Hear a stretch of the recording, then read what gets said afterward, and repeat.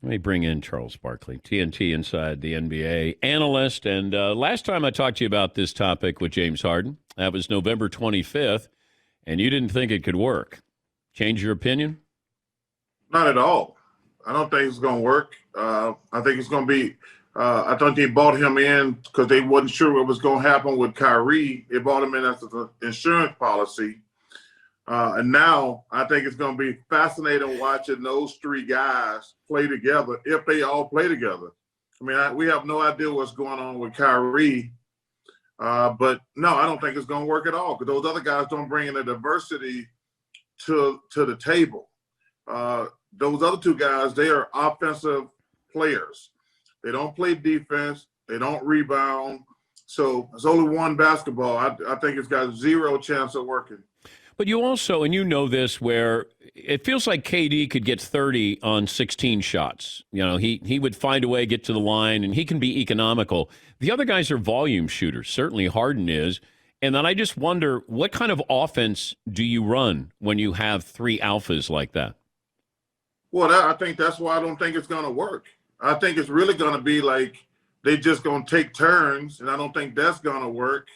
Because, like I say, other than KD, the other two guys, they're not going to, like, when KD went to Golden State, he's like, okay, I'll play defense and I'll rebound the ball. I don't see Kyrie and James doing that. I think when KD got the ball, they're just going to be standing around. And so I don't think, like I say, listen, I don't think it's going to work at all. It's going to be fun watching because seeing how James and Kyrie handle the New York media, to me, is going to be like the most fascinating part of this whole thing. But if we know this, the Nets have to know this, then how is this going to work?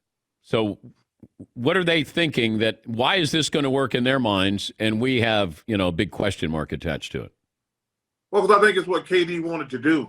I mean, KD wanted Kyrie, and now I think he realized it now, like, yeah, this is not going to work. I better bring James in here as an insurance policy.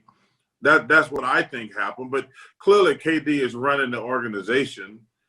So I think this was about what he wanted. What do you think Steve Nash is thinking today? I'm going to get the blame if this thing don't work. They're going to kill me. Like, and I really think they put Steve in a really awkward position because Steve Nash is obviously was a great player and he's a great guy. But you got one guy comes out and says, hey, we don't need a coach. Yeah. And now you bring in James, who clearly shows up when he wants to. So I think it really puts Steve between a rock and a hard place. Because, listen, if they have to get rid of somebody, it's going to be Steve Nash. But it's not going to be James or KD. But you think I think Kyrie is the wild card in this whole thing, to be honest with you. Yeah, that's what I was going to bring up. Do you think that they're ready to move on from Kyrie? Because I don't know everybody's kind of casual about where Kyrie is and what he's doing. I don't know if he wants to play, and it doesn't sound like he's really that interested in coming back anytime soon. Well, I think this is the reason they made the trade. I think the Nets have lost faith in Kyrie. They're like, and I think Kevin has lost, like, I better bring James in here. Because, listen, even without Kyrie, James and KD together is pretty formidable. I mean, they're going to be just as good with or without Kyrie. So I think KD's like, yo, man, I can't trust this dude. He shows up when he wants to. He's going to do his own thing. I've got to bring James in as an insurance. Hey, and listen, let's be something straight. This is probably the greatest insurance policy we ever seen in the NBA. How do you feel if you're Ben Simmons today? Well, I think he can relax now and realize that the Sixers, this is his team and Joel's team.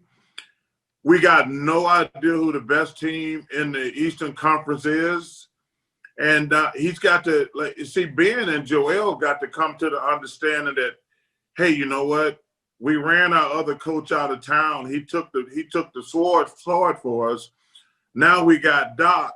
It's time for us to start doing our job. We're in our prime right now. So I think him and Joel got to take a look in the mirror and say, hey, listen, we let them blame Brett Brown. Whether it was true or not, we let them blame him. But now we got Doc. We've got to get our stuff together. You think LeBron and AD are concerned about what the Nets just did? No. I mean, they're still the best duo. Listen, there's nobody right now, if you get any fool or jackass on your show today, we're all guessing about the Nets. Ain't nobody going to get on here and tell you they are the NBA favorites right now. If they do that, they don't know anything about basketball. I mean, I got to be honest with you, Dan.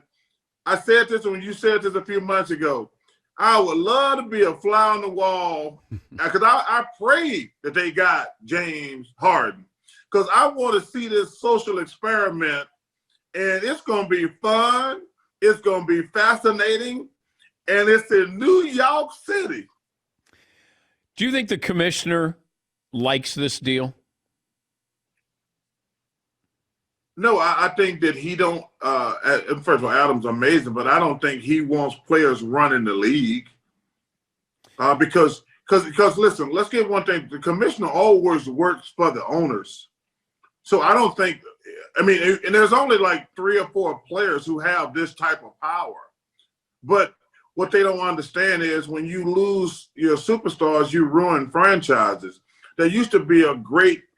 People say, well, the teams won the championship. Yeah, but there were still great players in other cities.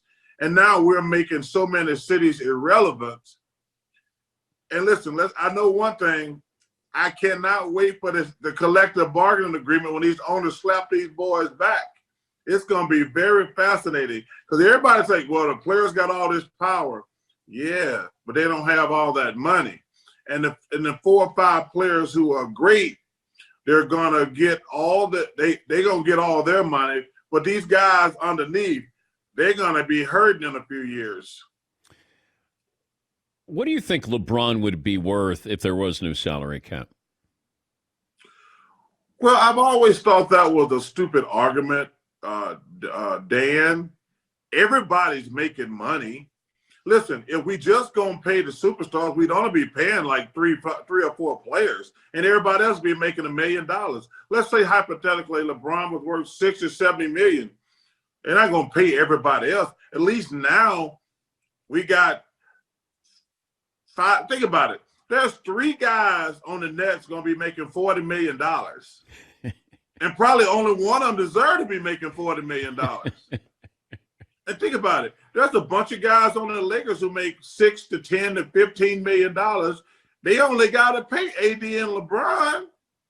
So I hear guys talk about if there was no salary cap. The salary cap worked for the other players, not the great players. And let's don't act like the great players aren't getting compensated. James Harden makes $41 million a year. He's good. Same thing with KD and Kyrie. They both make $40 million a year. But if we just gonna pay, listen, Anthony Davis, LeBron, KD, Steph, those guys probably deserve to be paid whatever they can be paid. But then we wouldn't be able to pay anybody else because you're not gonna pay all the other guys $30, $40 million because you only need those stars. John Wall makes $40 million a year. That's my point, Dan. And John Wall's a good player. John Wall's a good player. I don't want to disparage him. He's a good player. But I hate these guys when they get on TV and say, well, if we had the free market, well, we can pay LeBron, but wait, okay. If I'm going to pay LeBron $100 million, everybody else on the team going to make $1 million. What's the most you ever made in your career? $5 million. Felt pretty rich, didn't you? Dan, I never hate on these young guys for making money because I made more money than Dr. J and Wilt Chamberlain, and Bill Russell, and they were clearly much, much better players than me. But hey, it is what it is. I wish all these guys great success, and I hope they save their money. That's the most important thing. But you can't ever worry about because of inflation. Every generation. Well, I tell you what's going to be interesting when the COVID tax become due, because not just in basketball, there's going to be ramifications in every sport, because the COVID thing is real, and I think in the next 3 or 4 years that COVID tax is going to come due, and it's probably going to be what you said earlier. They're going to like, hey, you other guys are bombs. I'm going to pay LeBron. I'm going to pay AD. The rest of you guys going to take the minimum. And I think not just in basketball, though. I think it's going to happen like that in every sport. Because these owners, they didn't buy these teams to lose money. Happy New Year. Good to see you. Hey, Dan, it's good to see you guys, man. I hope everybody's safe and healthy. This COVID thing, man, it's been crazy. And you look good. You look like you lost some weight. I'm getting in shape, Dan. I promise that's my New Year's resolution, to get my fat behind. I'm tired of being fat. It doesn't look good. It doesn't feel good. So that's my New Year's resolution. What do you weigh? What do you weigh now? I'm tired of wearing all black clothes. I want to wear some lighter colors this year. That's my goal. I want to go in my other closet that's not all black. What do you weigh now? 330. What's the most you weighed?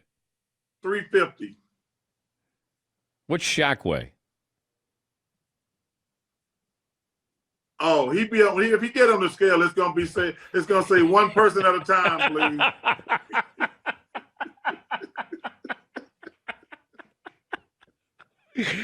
Oh God. Is Shaq 4 spins?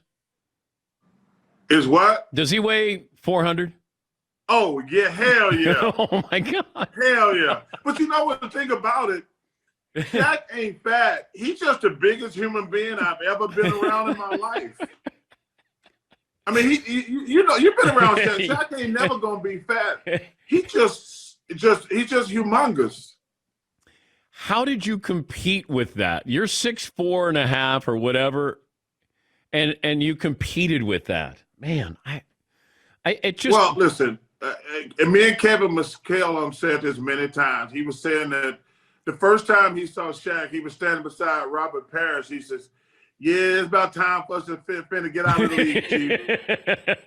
Kevin McHale tells that story all the time. He says the first time he saw Shaquille in person, Robert Parrish says, "Chief, it's time for us to look for another profession because these kids are too big now." But you see Steve Nash be an MVP with his size.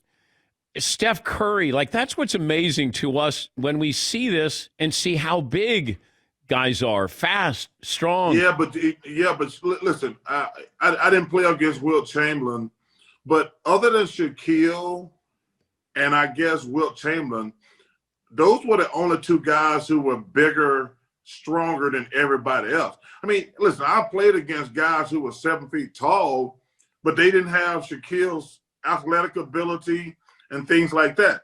You know, Mark Eden was a hell of a player. You know, I'm trying to think of Mutombo. But those guys, that's like night and day when you talk about athletic ability. Mark Eden was a hell of a shot blocker, so was Mutombo. But if those guys were to get in a foot race or a jumping contest with Shaq, it would be a no-brainer. I mean, that guy was the most dominating, physically imposing guy I've ever played against and seen in my life. But like I say, when you play against another 7-footer, like when I played against McHale, who was 7 feet, or Parrish, those guys were big, but they didn't have the most amazing athletic ability. Just to see Shaq out there, I remember when he was in Orlando and he's like leading the fast break. You know, he so desperately wanted to be a point guard at times and just be out there and running the 3-on-2 break. Oh, dude, I'm telling you, to be that big and that fast is just crazy, Dan. I mean, it really was. Yeah. Hey, it's great to talk to you as always. Thanks for joining us, and we hope to see you soon.